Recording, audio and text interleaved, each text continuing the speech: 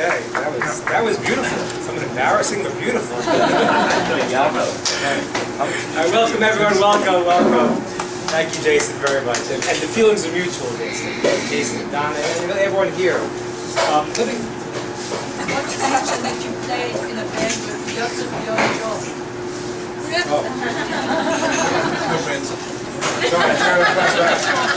Right, Lynette's grandson was smacking on some things while we were playing. I remember, that's right. That's right.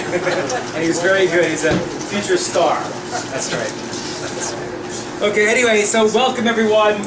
Let me start with a story. Let's start with stories. Here's a story I want to start with. It's a story told of a guy who was driving down the road, his wife, driving down the road, and what happens is that all of a sudden he hears that very terrible sound and that uncomfortable feeling, and he hears the siren behind them. It's the cops. Pull over to the side.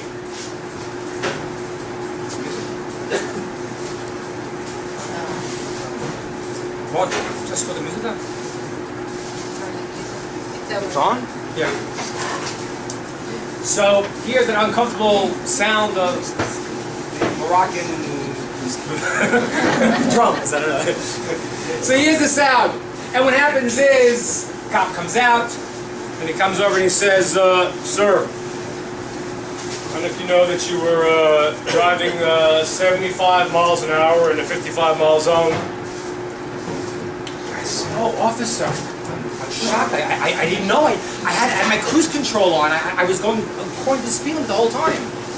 His wife says, Harold, what are you talking about? You've been driving like a maniac all night. I've been telling you to slow down. The officer says, oh, I see. And sir, do you know that your brake lights are out? I said, oh, that must have just happened. I checked them yesterday and they were working. It must have just happened now. I was like, Harold, what are you talking about? I've been telling you for a month to fix your brake lights already. I see.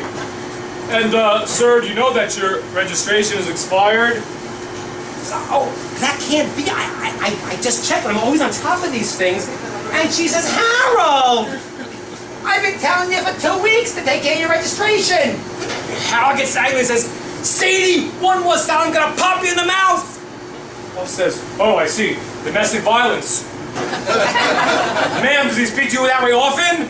And she says, no, my Harold never. Only when he's drunk.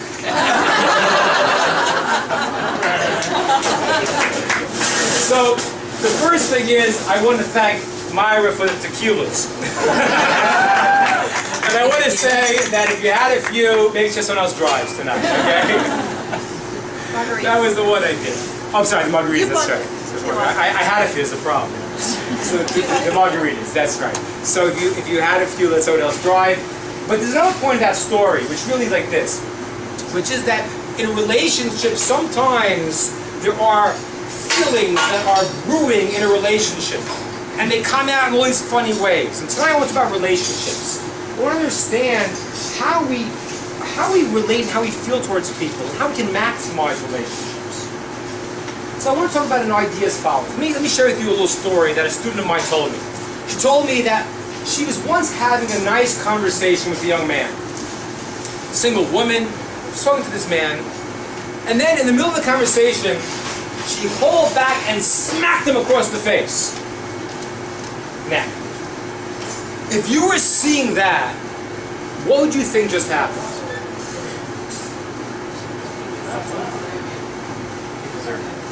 What? Yeah, it must have done something pretty terrible, right? She's crazy. She's crazy? That's another idea. She may be crazy. What's that? How's this going?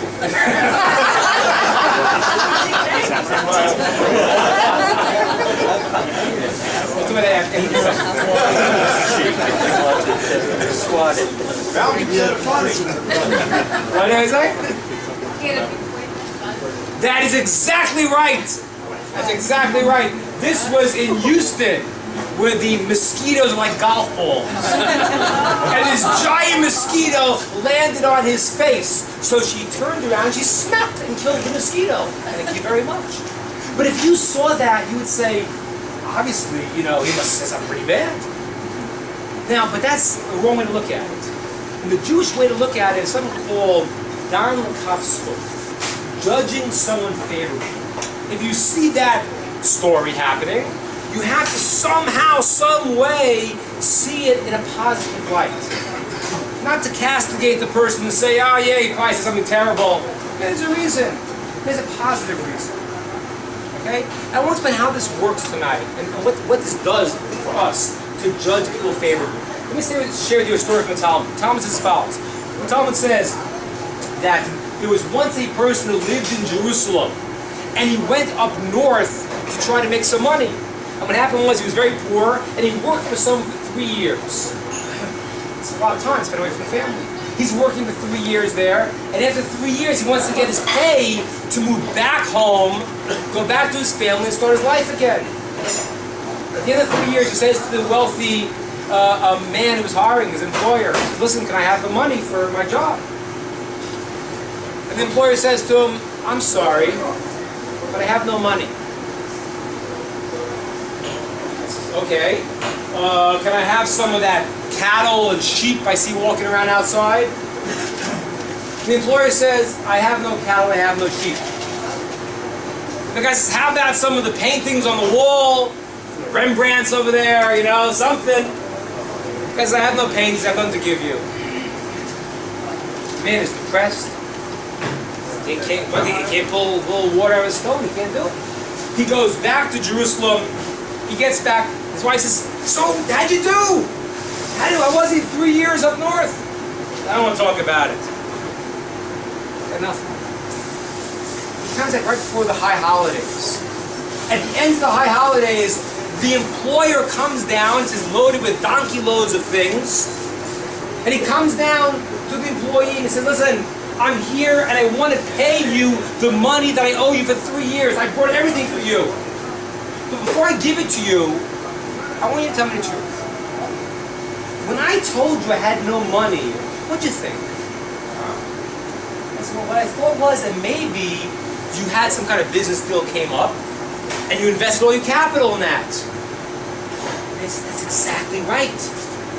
And tell me, what did you think when I said to you I had no cattle? So I thought maybe you had rented it out to someone. It wasn't your possession anymore. That's exactly right. And what did you think when I told you I had no paintings and no property? So I thought maybe you had made some kind of deal and you had made a lien on your property and you didn't have it to give to me. That's exactly right. Now this line says like this. It says, and just like God, just like you judge me favorably, so too God should judge you favorably. Now what's the connection? It's a nice blessing. What does that mean? So I want to share with you an amazing concept, an amazing idea of how this goes. The statement of verse in Psalm says as follows. It says, Hashem tzilcha yad minecha. God is your shadow on your right hand. What does that mean, God, your shadow? So the rabbis tell us like this. Do you ever see a kid playing with their shadow? You see kids doing that? You get my shadow over here? They're working? Right? You make a scary face. Right? Kids play with their shadows, right? They're dancing. And the shadow, what does the shadow do? It reflects whatever you do. That's good. That's a guy walking. So the shadow reflects whatever you do. What does it mean, God, your shadow? This amazing idea that however you act in the world, God reflects that exactly to you. He shadows you. If you are an angry person, God forbid, then everyone around you is an angry person. Everyone's so angry. It's coming from you. If you're a happy person, everyone's so happy. God's reflecting to you how you see the world. It's an amazing idea. And that's what the man was saying to his employee. He was saying to him, listen, you judge me favorably. You're seeing the world in a positive light. You are judging positively. You're seeing people and saying, maybe there's a reason why I want to see them for good. When you do that, God sees you for good. It's reflected exactly to you. He sees you in the positive way. It's amazing. It's very powerful. So I want to understand this idea, judging people favorably, because it's very nice. It's noble, but it sounds a little funny, no? Does it make sense to you to judge people favorably? Well, let me hear. Make sense? Yeah? Yeah? It's difficult. Sometimes it's difficult. I'm sorry, Greg. I'm sorry. Yeah, Ellen.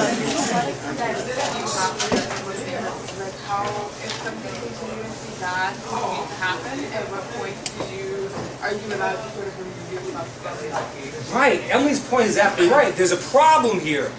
I want to judge someone favorably, but how far does it go? Let me share with you my own experience. When I was in college, I went to NYU. So I lived in Manhattan, in Greenwich Village, and there was an area that was called Alphabet City, which today is a very nice area. When I was in college, it was a very bad area. You didn't want to go into Alphabet City. You never wanted to go in there. But as a college kid, I had a broken up Volkswagen Rabbit, which was in very terrible shape. There's no place to park in Manhattan. I had to park my car in Alphabet City because no one wanted to break into my car anyway. There's plenty of parking there because no one would walk into the place. So I parked my car in Alphabet City. Now, this is a true story. One day, I parked my car in Alphabet City, and I'm starting to walk back into Greenwich Village, and all of a sudden I see these 4 large men running in my direction. Okay? Now I have to decide now, I have to judge them. What should I say to myself? 4 large men chasing after me from Alphabet City. This must be the Alphabet City Welcoming Committee. Yeah. Right. If I said I'd be Alphabet Soup, right? Right? I can't do that, right? I obviously cannot judge them fairly. I have to judge them literally. Hey, these guys might have bad intentions, right? And that's, thank God, what I did. That's what I did. I actually, what I did, I took a play out of King David's playbook. The story in the Tanakh is that King David was captured by the Philistines and he feigned insanity. So I did that actually. What I started doing was, as I was walking back to the Greenwich Village, I remembered that Bob Dylan's song has 1,000 words in it. And I started screaming at the top of my lungs, "Johnny's in the basement mixing it!" Oh, this guy's crazy. Oh, he's nuts. Stay away from him. That was the plan, and I got back okay. Thank God. So now, if that is the situation, so you can't judge people favorably. What is the Torah expecting from us? What's it expecting? If you would be judged Hitler, Yamach Shemo, favorably in Czechoslovakia, we took over Czechoslovakia, that was wrong. That was wrong. And what about today? Oh, you know, Ahmadinejad, yeah, he really wants nuclear power for good reasons. Yeah, that's it. Yeah. He just wants to light up all of it. So I mean, it's ridiculous. So what is the Torah requiring from us? How do we judge people favorably when you see how detrimental it could be? Someone help me out? What do you think? Let's hear. How do we judge favorably when we see these people shouldn't be judged favorably? Anyone have any ideas? Yeah? If it's a situation of life and death, or getting caught in harm, or not getting the harm, or something where you economically destroyed versus not. If it's something that gets to a certain level, you don't have to walk into danger. But if it's something that's pretty much like an innocuous thing, like someone needs something, a slight insult, or something where it doesn't make any difference one way or the other, in those instances you judge them favorably.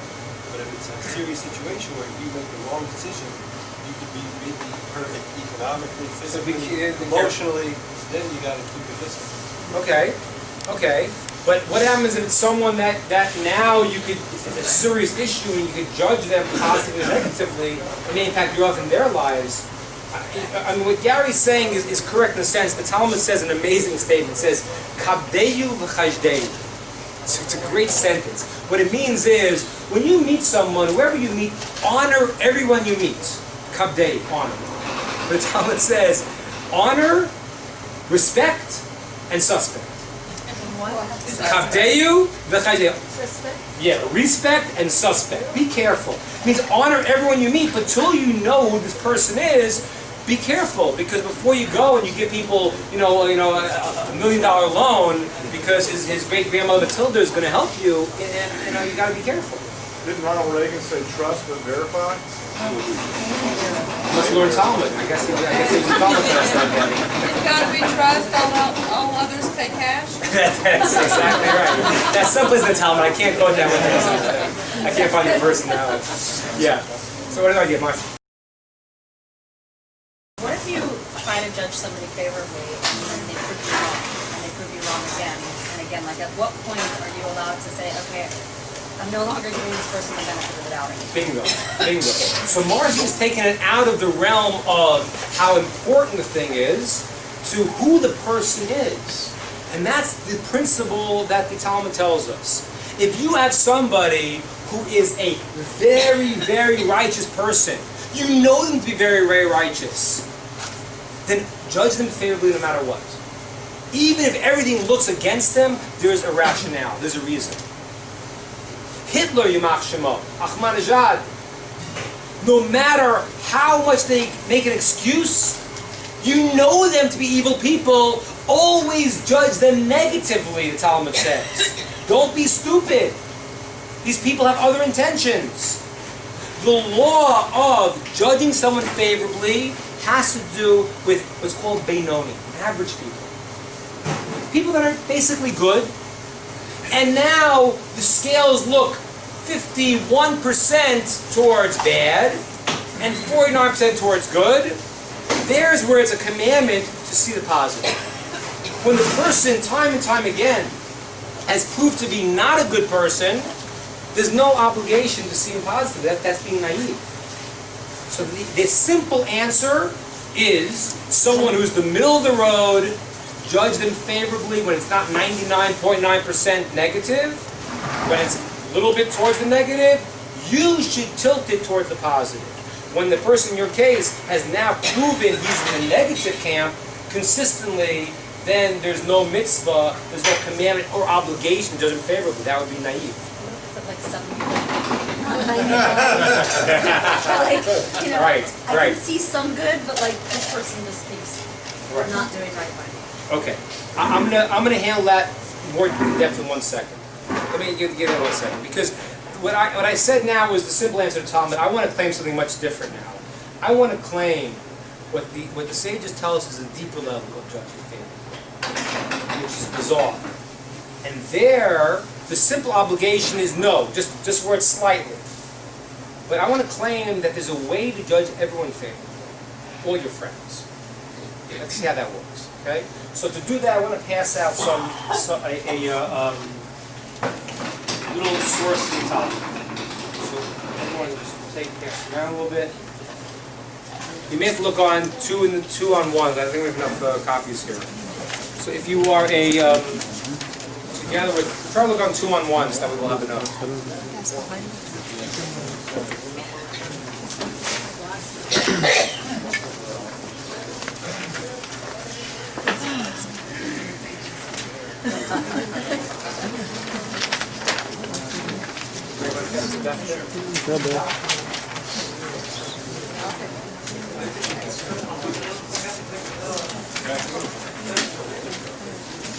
Anybody need? Who needs? I do. Huh?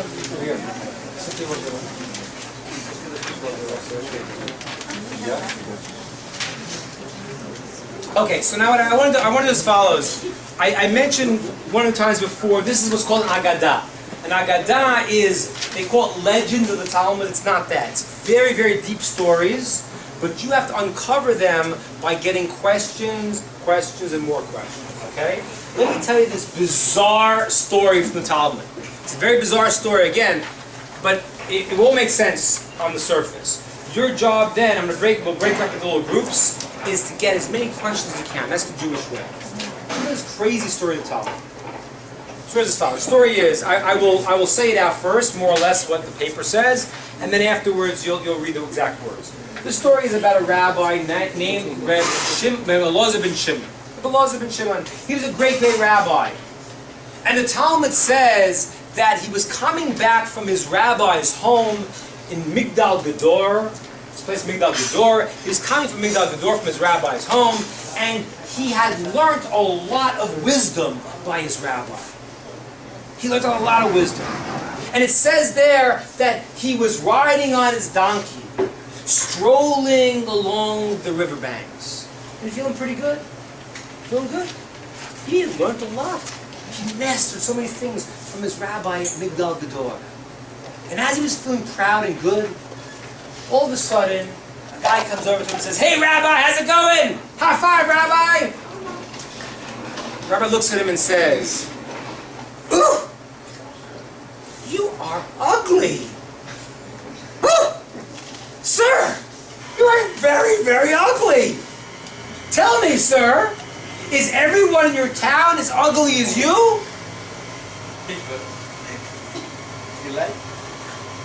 The man says to him, "I don't know, Rabbi. Why don't you go and tell the craftsman who made me that he makes ugly things?" The rabbi says, "Oh my gosh, I've sinned." He gets off his donkey and he starts chasing after the man. And he says, "Forgive me." The guy says, I'm not going to forgive you until you go to the one who made, the craftsman who made me, and tell him he makes ugly things. The rabbi says, "Please, I'm sorry. No." Now, as the rabbi is chasing after this man, this ugly man is chasing after him, he starts coming towards his old hometown. And what happens is the people of his old hometown come out to greet the great rabbi. And they say, "Peace be upon thee, oh great rabbi, oh teacher, oh teacher." And the ugly man says, "Who are you guys talking to?" And they say, "To that great rabbi." They say, "That guy? He's a bum! That guy? He's a great rabbi? What's so great about him? He's terrible." I said, "Why do you say that?" He said, "He called me ugly. He called me ugly. What do you..." The people say, "Please forgive the rabbi." I said, "No." I said, "Forgive him. Forgive him because he's a great Torah scholar." He thinks about it and he says, "Okay, for you guys, I will forgive him. For you guys. As long as he doesn't repeat this behavior again, I will forgive him." At that point, Elazar ben Shimon came into the study hall and taught the following lesson. The lesson was, a person should always be soft as a reed and not hard like the cedar tree. End of story. Okay, your job now is to find out what about that story makes no sense, besides for all. Because it all makes no sense. Okay? So take 2-3 minutes, 5 minutes in your little groups here, and try to see if we can pull out the questions here, and then once we do that, we'll be able to explain hopefully everything. So let's take a few minutes now, and read the text together, talk about it, and then we'll put it together.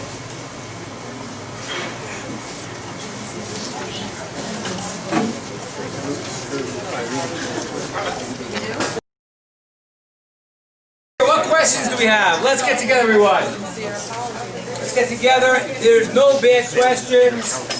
And feel free to say what you want. Throw things. You can throw some fruit if you want over there.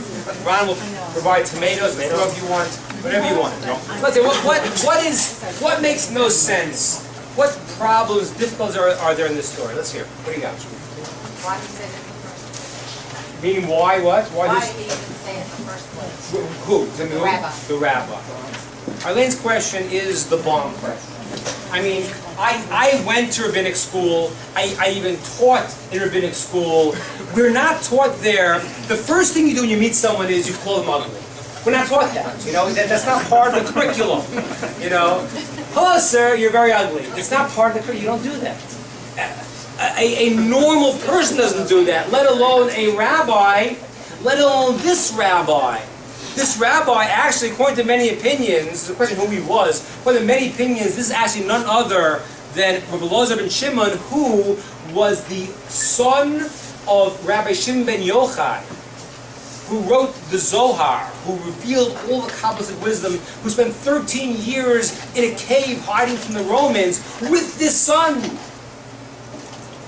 So according to that, this person is a giant.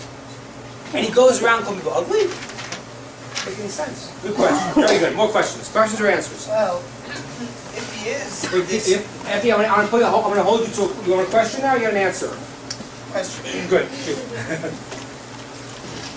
if he is that same son, then hasn't he had this problem before? Because didn't they have a problem when they came out of the cave? That's a good point. That's a good point. Effie's bringing up another discussion that actually there is a story in the Talmud that when Rabbi Shimon ben Yochai and his son came out of the cave after 12 years, they saw people acting in a very normative way, and they were so shocked that people were not more spiritually enlightened that they started burning the world up in a certain sense. They couldn't take it. And God told them to go back in the cave for another year. So yes, they had to go another year to get it together. So if it is Elazar ben Shimon, then yes, there's somehow there may be a connection with that. Yes. Questions? Don. Anything that meant by ugly? Did we mean ugly in appearance? Okay, we'll have to see. What does ugly mean? Good question. One of the questions. Emily. Well, he uses the first adjective here is big, and then he says Right. Which one is it? That's it. Good point. Very good. Good piece out of it. Marcy. So I had a problem with the fact that the man, the ugly man, was upset with the rabbi and told him you have to go ask Hashem for forgiveness. Yeah. And then he turns around and in the same way insults the rabbi, basically calling him ugly in front of a whole group of people, which is even worse than the one-on-one interaction. And that's supposed to somehow be okay. The fact that he basically called the rabbi out to all these people. This is your rabbi?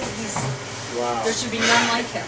He's so ugly. He's such a bad person. Or whatever. So, okay, that's a good point. So in other words, this guy who is so insulted, yet he is not really getting the lesson himself. Aaron, look, I hear. Isn't he sort of, Yeah. isn't he sort of saying, why don't you go to God and ask him? Right. Like he made it. That's right. And what's the rabbi's response to that? What does the rabbi respond once the guy says, go tell God, go tell the craftsman, the rabbi saying it must be referring to God, the craftsman who maybe makes all these things, what's the rabbi's response? But who did? Now, what is a question? That's pretty quick of you, Rabbi. Really good. That's on the ball. You call someone ugly, you say, oh, you're so ugly, and then when the guy says, go tell God I'm ugly, he says, huh? I shouldn't do that. Good morning. Hello, Rabbi. How come he didn't know before? Now all of a sudden, Larry's saying, the guy calls him and says, go tell God. But how does that all of a sudden awaken the rabbi to the idea he did something wrong? He should have figured it out before. Somehow the rabbi is like shaking up the statement, go tell God. Okay, now what's the big deal? Now God made everybody. God made everybody. Right? So what did the rabbi think before, and then what do you think after? What was the rabbi thinking in the beginning? Well, he was just out to lunch at first. Too many margaritas, that's right. It's like Adam and Eve before they needed clothes. It was like Adam and Eve before they needed clothes. They were souls, they were just spiritual. And he's so spiritual, he's not used to being with people. Very good. We're going to talk about that. Beautiful. We'll talk about that. That's basically what I was going to say. He had been so away studying with his rabbi that he wasn't in the real world, basically. Very good. That's very important. Let's get some more questions. You guys are saying great. We're going to talk about that. Jason. Okay, so beginning with the end in mind, going to the end. See how can I phrase this as a question? Why? That means it's an answer. Right. Why would a rabbi, if I equate soft with weak and hard with strength, why would a rabbi say that we should be weak and not strong? Okay, that's a good question. Let's get to the statement, be soft as a reed and not hard like a cedar. What's he trying to say with that?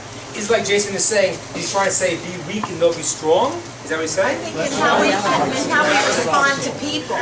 Okay. And how we respond to other people. You have to be softer in how you respond to other people. Even though you may feel hard, you have to act soft because God made whatever it is that you're responding to. Very good. Lynette, good.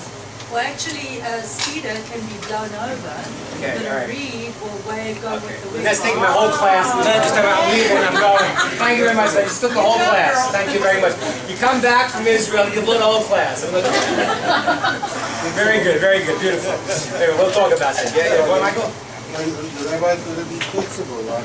Yeah, but I want to before Lynette just gave away a lot of it. I want to just I want to pretend it didn't happen. But I want to answer this.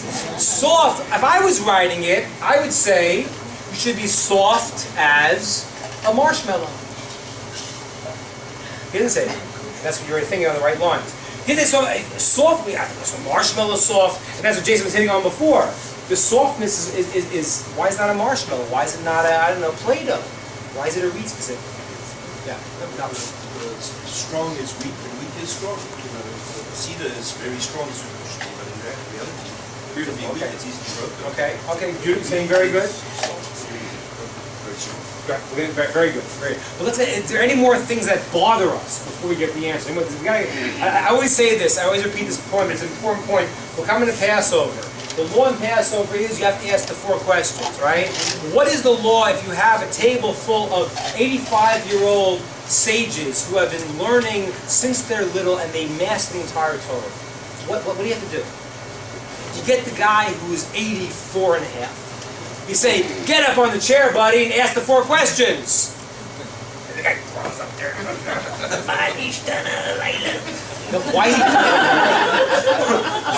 Why is he doing that? Why is he doing that? Just we all know the questions and you know the answers. And the reason is, this is the point here, in Judaism there's a concept. You cannot get an answer unless you first have a question. You cannot understand an answer unless first there's a problem bothering us. Once there's a problem bothering us, there's some hole, there's some opening to receive something, and you're open to getting it because you have a question, then the answer fits in. So everyone's saying very good, but are there any more questions? You said great, but there's a couple more things that I'm still bothering me. Yes?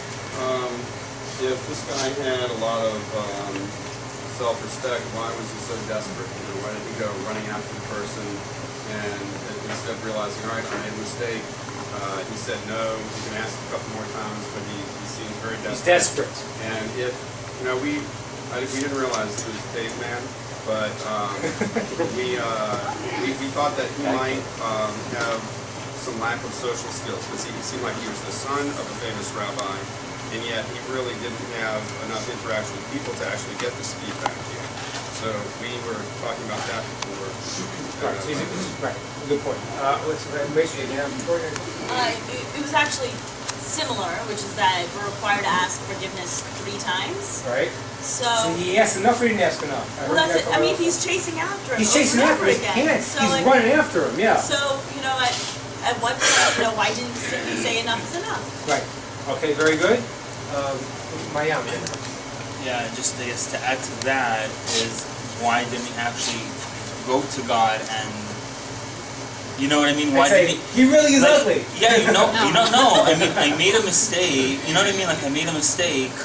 Well, I'm going to answer that one briefly because the rule is you should just know that if someone hurts someone else, you can't hide behind your religiosity. If you hurt someone, you can't say, God, I'm really sorry I hurt this person. That's very nice. You got to say sorry to God. You have to go to the person first. You have to say the person forgives you. But he did go to him. He told him do that. Right. He was, you know what? He wanted with a helping nature. Do it in order to get the forgiveness from him. I hear, Jason. Okay, so you just said you can't hide behind your religiosity. But that's, if you look at the words in the story, I don't know what it is in Aramaic. Yeah, go ahead. But why did the people say yes, that he could hide because he's a great, forgive me because he's a great servant? We've been learning together on Wednesdays. Yeah, that's exactly right. It's an unbelievable point. Listen to what the guy says. He says, I forgive him for who? For you guys. Right. Why for you guys? The man is sorry. He's running after him. He's pleading, forgive me, forgive me, forgive me. And you should forgive him already. It's maybe too much. It's not too much. But he's asking forgiveness. And the guy says, you know what? I really don't forgive him. I'll forgive him for you. That's crazy. Fantastic. Great. Okay. Let me add one other point here that we have to realize. You know, the Talmud is not interested in details that are extraneous.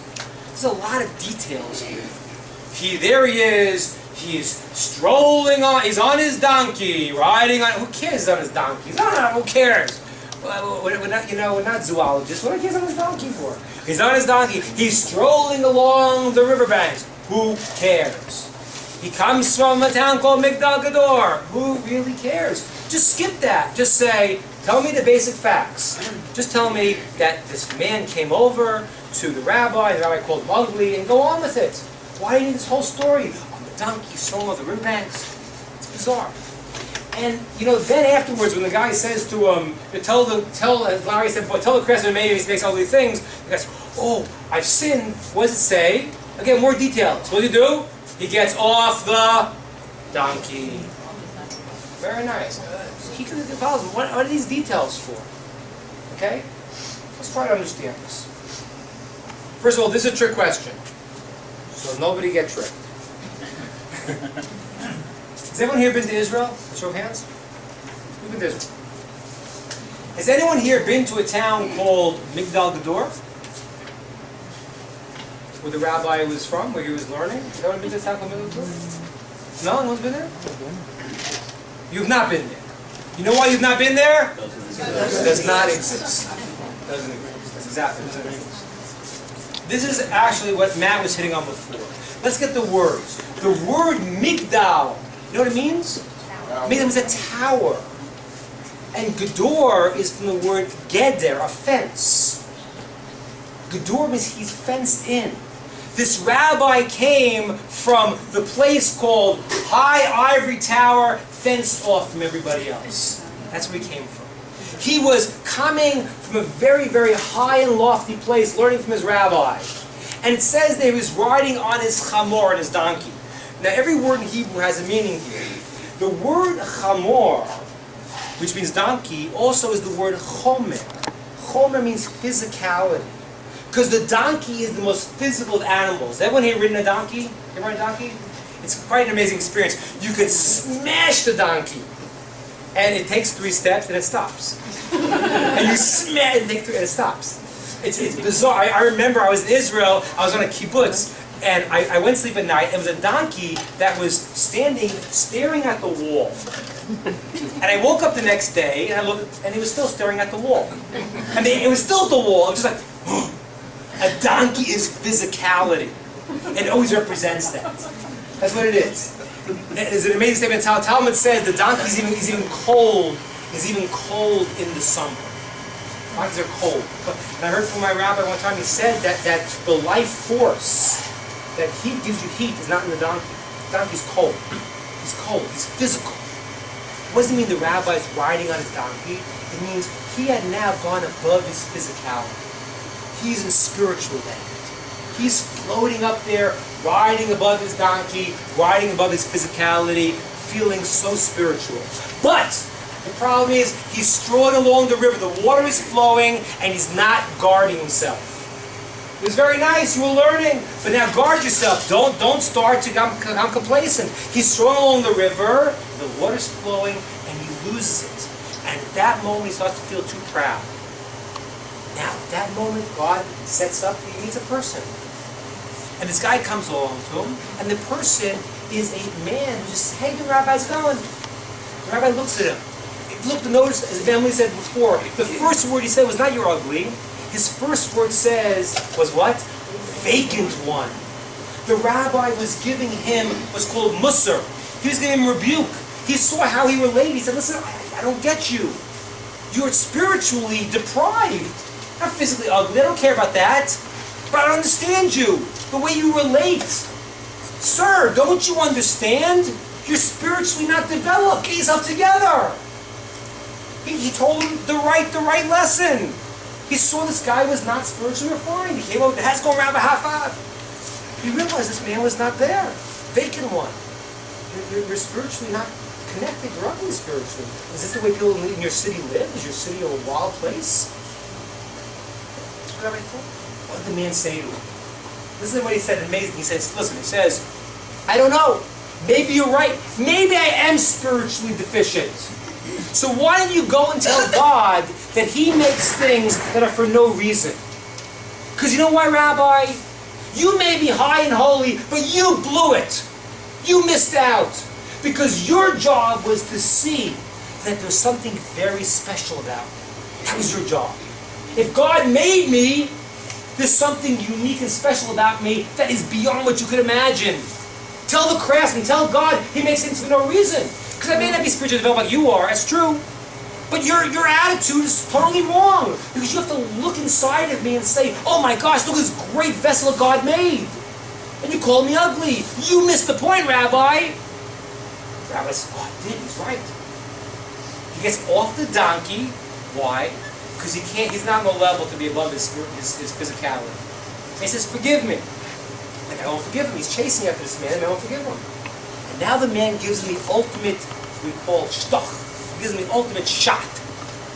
Why? Rabbi says, forgive me. I won't forgive you. People say he's very great. He knows a lot of Torah. The man says, you know what? I don't know if you're a great person or not. I have no idea. I don't know. I know these people gain something from you. And therefore, it's enough to forgive because of that. Because now I know there's something special in you that they have. And that alone is worth it to forgive you. And that's what you should have done with me. You should have found something special in me that you saw, that for that everything else was irrelevant. You could talk to me, but you should have to find something beautiful in me. And that's what you didn't do for me. And I will forgive you now, because for them, you're a scholar. I don't know if you're a good guy or not. I don't know. But I know you have something beautiful. That alone I'll forgive you. And that's what you understand. And the rabbi hears that, he says, a person should always be, as I said before, soft as a reed and not hard like a cedar. Why? Because the reed, the amazing thing about a reed is when the wind blows, what does it do? It comes all the way down. When the wind blows on a cedar, it can uproot the cedar. But the reed, however high it grows, he's very spiritual, he goes very high, he can always come down. And that is why in Jewish law, the Sefer Torah, the Torah is written with a reed. Because it takes the highest ideas and brings them down to everyone, to touch everyone in their heart. That's the reed. You got to be soft like a reed. You got to grow spiritually, but you got to be able to come down to relate and to see the beauty in every single person. That's what you got to do. Now, I want to do something now. I want to apply this now. So how does this work? How does this practically work? Let's try to apply it now. Let me give you a case that happened in Israel. I've lived in Israel for many years. Now, in Israel, there was a guy in my building who used to smoke cigarettes in the elevator. Now, we'll call him Yossi. We'll call him Yossi because I don't want to reveal his name. It's on tape here. So let's say that, and I would come to the elevator and say, listen, Yossi, I'm gagging there, stop. No boy up. I said, you're killing me, no boy up. No problem. So he keeps smoking. Now, this goes on 1 day, 2 days, it just keeps going on. Now, this is a true story. One day, I walk into the elevator, and as soon as I walk in, I'm like, oh gosh, Yossi was here, the elevator stinks. Can't even walk in there. Should I think it's Yossi? No. Maybe someone else?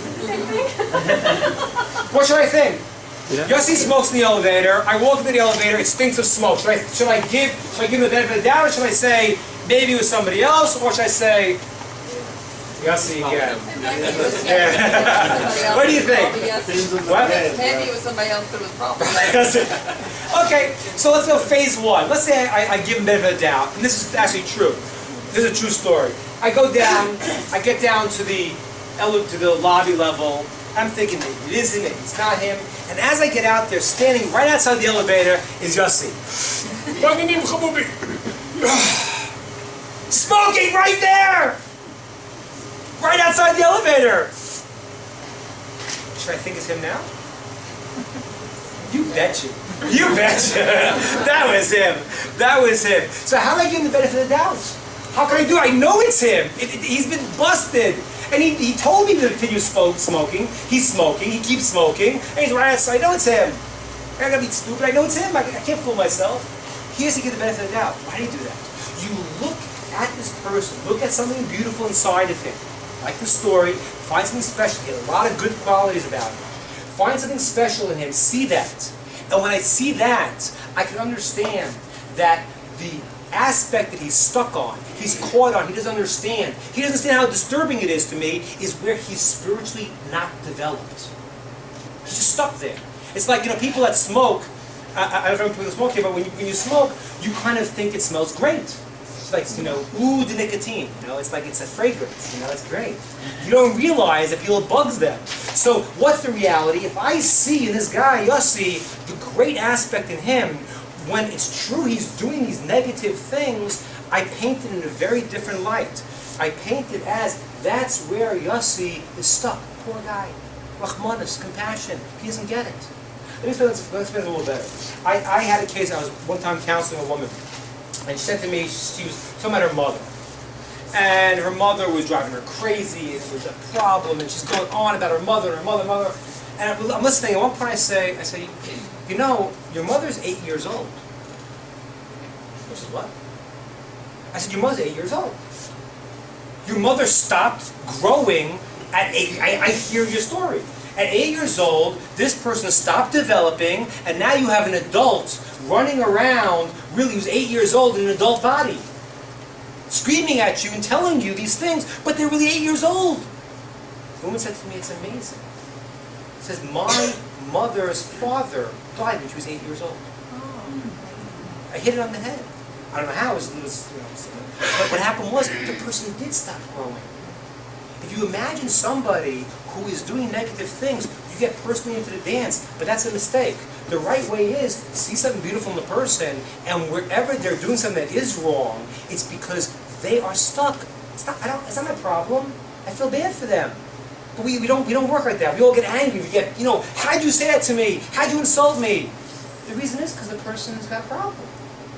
If we're confident in ourselves, right, and someone hurts us, so we could be in the dance, you hurt me, and how'd you do that? Or we can say, listen, the person's got a lot of good qualities. In this area, they really are stuck. They really don't get it, and that's true. And when you do that, you see the world very differently. That's the deeper kavscha. That's the deeper benefit of that. You're seeing, they did it. This guy, Yossi, was a great person, a very nice person. In this area, he was completely blind. Just completely blind. Poor guy. That's the way to see the world. Now, if you do that, you will change 3 things. 3 things. First, you will change yourself. Because what happens is, you will never get uptight with anyone ever again. It's hard. I'm not saying it's easy, but if you do it, you will not get uptight with anyone. Because anyone, if you know who you are and you're confident in yourself, and someone hurts you, your response is going to be that, you know what? Think about it. Was I wrong? Okay, I wasn't. They did something wrong to me. Okay. Now, that's the case. If you're wrong, then apologize. If you're right, there's something wrong against you, you say, listen, the person's got a lot of good qualities. In this area, my sister, my brother, my mother, my cousin, they really are just they're childish. They're stuck. They're undeveloped. I don't feel anger. I feel compassion. So for yourself, you never get into the fight anymore. Because you're not on the same wavelength. You're up here. This is where they're stuck. And I don't mean you should be preachy and be, but the point is you're not angered by it because they don't get it. So you change yourself. The second thing you do is you change the person. This is amazing. This is amazing. There was a story about a woman who was a teacher in a school, and what happened was the year passed, and the kids all did wonderfully. And the principal came to her and said, you did an amazing job. How did you succeed with this bunch of people? How'd you do it? What do you mean? You gave me the greatest students. I got here the first day. I saw their grades. And this was an 88, this was an 89, and an 87. They were all very good. The principal said, you don't get it. That wasn't their grades. That was their IQ. That's a true story. What happened was she was relating to them as if they were these great people. She saw in them something special, and then they rose to the occasion. So when you look at them that way, then your expectations start to change. You know you're in reality, but you see them, they start to figure out also, you change them. And the last thing is, we said in the beginning, you change the world.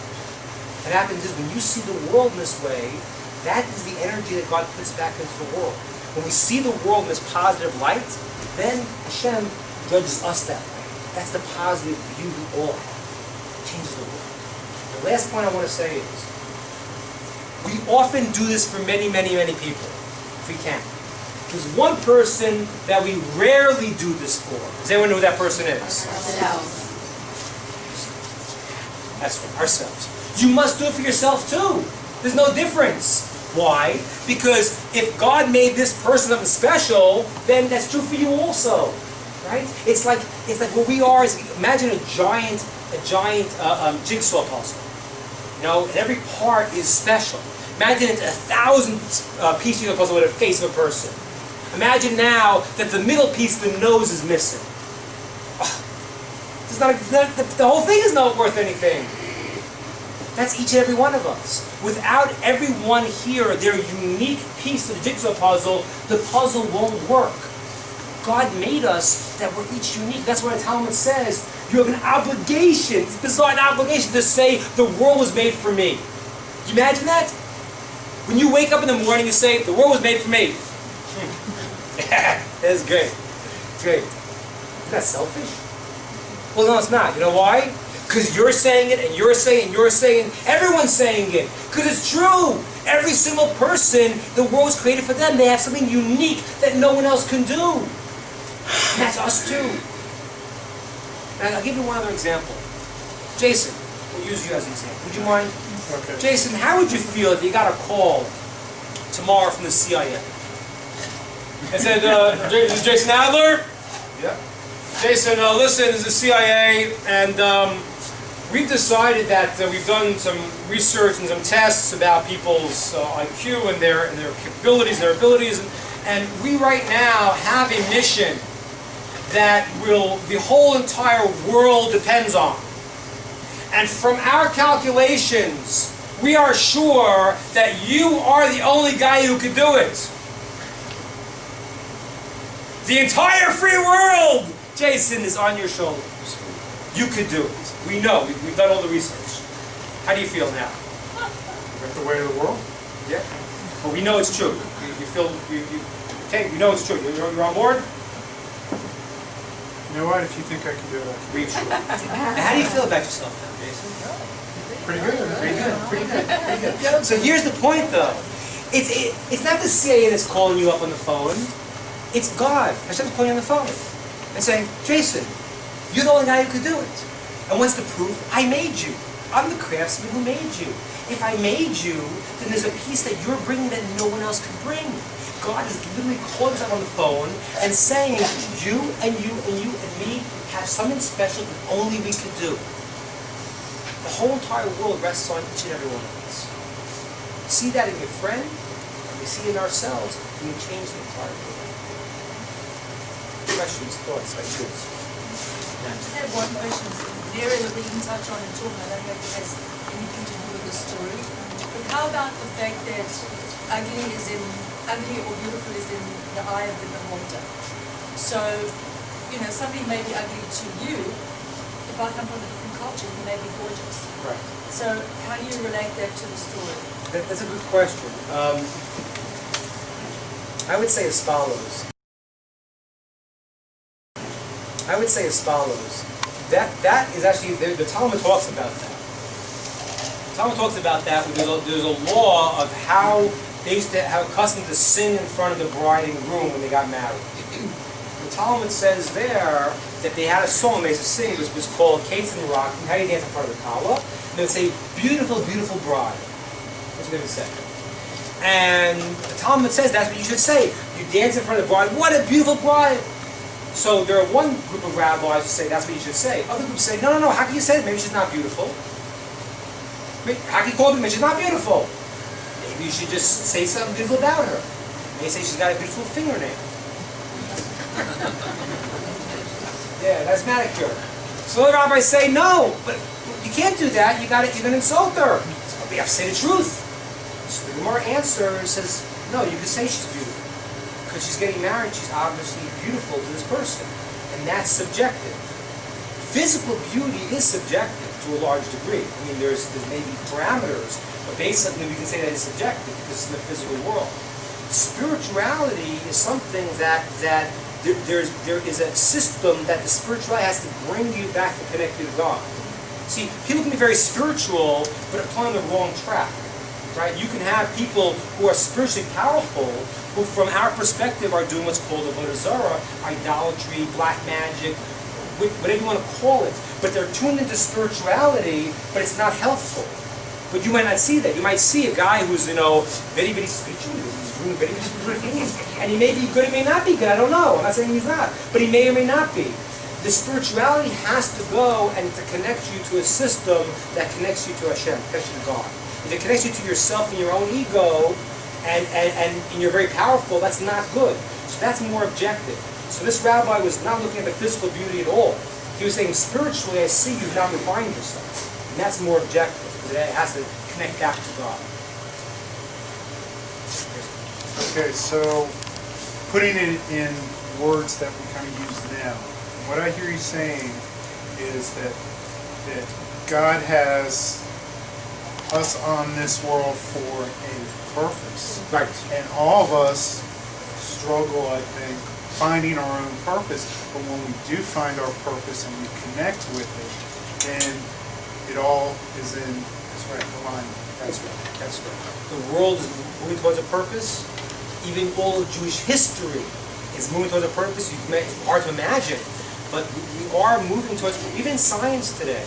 Science now tries to find a unified theory, right? We have various theories. We try to find a unified theory, which is actually a sign of what you would call a period of time where the world comes to a utopian understanding, revelation, and clarity. Because science itself is now trying to find what's the unity in the world. And that's just a statement of the times, where history is leading us now to a point where, God willing, we've been through trials and tribulations, ups and downs, but as a society, as a world, although there's a lot of negativity, we are moving towards it, and as individuals we are. With our own relationship with God, in this world, and after we pass away, and the whole system is moving towards that, and we'll have a part to play in that. We have to try to figure it out. Yeah. You said about the story with Yossi that he's got a block in this spot, but he's got a lot of good traits. Right. Now, if this is somebody who I don't know anything about them, do I have to make up in my head, imagine some kind of shit? What is it that I can see in somebody that I know nothing about that is, I guess, what's what I'm looking for? That is redeeming. Yeah. I mean, that is hard to do, obviously, a person. But I want to share with you. There's a rabbi called Victor Miller. Victor Miller is a great rabbi. I should try to find this and show this to everyone here. He has this little page called 10 Steps to Greatness. And he gives you 10 little things to do for about a minute or two a day that refine you spiritually. And one of the things he had there on the list of 10, it's amazing. He said, go take today and look at someone you don't even know and try to see the Tselem Elohim, the divine spark in that person. So you don't know. It's amazing. Because, when you look at people, you make very fast judgments. Kids make judgments. And they should do that. It's protection. The person comes, Uncle Harvey was always in the kid's face, there are kids like that, and a person is friendlier, the babies know. We do it as adults also.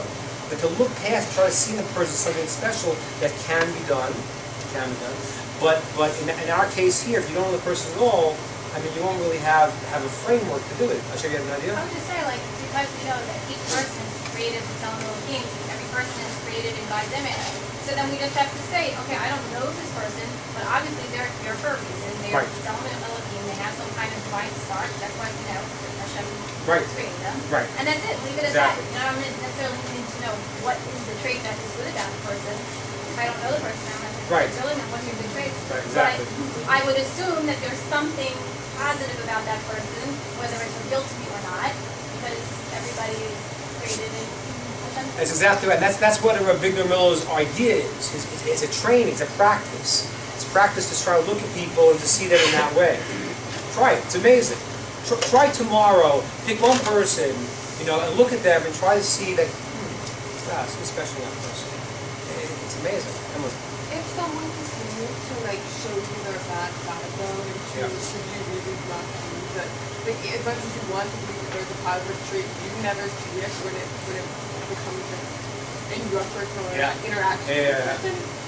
At what point do you just have to let that whole relationship kind of... The relationship, maybe you can, this has nothing to do with the relationship in the sense that, the person that's negative to you, I'm not saying you should continue to have a relationship with them. That's a codependency, that's very unhealthy. Someone who you keep depending on and keeps, betraying your secrets, and you keep saying to the person, oh, I'm going to try again, no, you have to do that. You have to make your relationship accordingly. But in your emotion, how you feel about the person is different. So you should always protect yourself knowing who the person is. But if the person, you can't see anything good in them, you got to work very hard. It's a greater challenge. That's why this story was so great, because this man was so amazing, and God sent this person right in his face, to awaken that point. And that's a hard job to look. But you got to look, you got to dig deep. That's what Malcolm, If we each have a special, unique role in the world, how do you really know what your role is? It's a long class. It takes 120 years. That's a long topic. I say to people to try to do something here. This is a recommendation. You want to try, it's interesting. Take a piece of paper and write 30 positive things about yourself. Now, the way it's going to work is you're going to write the first one, I'm kind. Second one, I'm generous. I'm a nice guy. You start getting in trouble, then you start digging out, I don't hurt farm animals. You start to really pull the bottom of the barrel because you can't think of anything. But in reality, what happens is, if you find the most minute things that you do, I like music. I like sunsets. I like animals. I'm very organized. Very, very small things that are really meaningless on the surface. When you have your list of 30, you read that, you say, wait a minute, that's a unique combination. How many people are really organized and creative? Usually people that are organized are less creative. I'm creative and I'm organized. So let's see a tapestry of yourself. And what happens is that there's two ways that the rabbis tell us to try to find what you got to do in life. One is to try to work on your negative aspect. One is to work on your positive aspect. Generally today in the world, we're at a state you have to work on your positive aspect. That's 99.99% of the people here in the world have to focus. So when you have certain skills, that means that is something that is part of your gift. If you like sunsets, and you're good at science, and you find all these things, and you list them, then what happens is that becomes a sort of a picture of what you're really about. Each individual might be meaningless, but in the whole picture, you start to get a sense, wow, I am a unique person. Your 30 list will not be the same as anyone in this room, I guarantee you. Although we all will have, we're nice and we're kind and we're farm animals. We'll all have that. But the other things will be unique thing for you. Okay? Thank you very much, everybody.